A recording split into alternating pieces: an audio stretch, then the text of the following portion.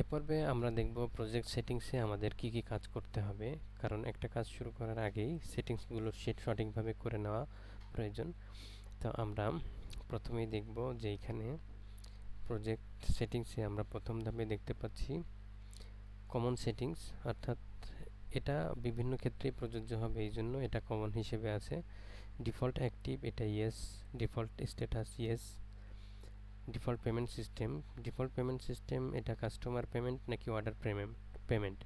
Order payment বলতে উদ্দেশ্য হলো অর্ডার ভিত্তিক পেমেন্ট এর ব্যবস্থা থাকবে নাকি কাস্টমার পেমেন্টের ব্যবস্থা থাকবে, অর্থাৎ কাস্টমার যে কোনো পরিমাণ পেমেন্ট করতে পারবে যদি কাস্টমার পেমেন্ট অ্যাক্টিভ থাকে।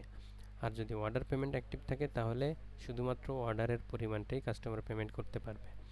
এছাড়াও যত জায়গায় টাকার পরিমাণ দেখানো হবে সেই ক্ষেত্রে লোগো কোনটা দেখানো হবে, এখানে আমরা বিডিটি দিয়ে রাখব। এরপরের স্টেপে আছে হলো স্টক সেটিংসে আমাদের কাজ করতে হবে হলো এখানে প্রথমেই আছে যে লো স্টক এর কত কাউন্ট থাকবে, অর্থাৎ কতটুকু পর্যন্ত আসলে আমরা স্টককে লো হিসেবে ধরবো। আমি যে কোনো প্রোডাক্ট 10-এর ঘরে চলে আসলে আমরা তাকে লো স্টক হিসেবে ধরব। এছাড়া এখানে অ্যাডভান্স প্রাইজিং সেকশন এটা আমরা অফ রাখবো।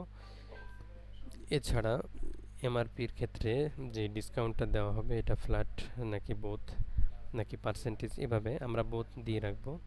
ডিসকাউন্ট এগুলো আমরা ডিফল্ট ডিসকাউন্ট অ্যামাউন্ট 35 দিয়ে রাখছি, অসুবিধা নেই, এটা যার যেমন প্রয়োজন সে সেভাবে দিয়ে রাখবে। আমরা এখানে এই সেটিংসগুলো আমাদের কাজের সুবিধার জন্য আগে করে রাখতেছি, তবে চাহিদা অনুযায়ী যে কোনো সময় এটার পরিবর্তন করা যেতে পারে।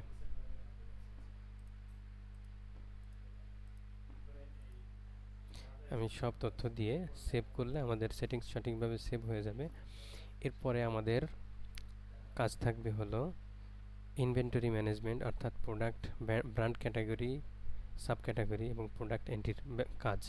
তো আমরা সেই কাজগুলো কমপ্লিট করব পরবর্তী স্টেপে।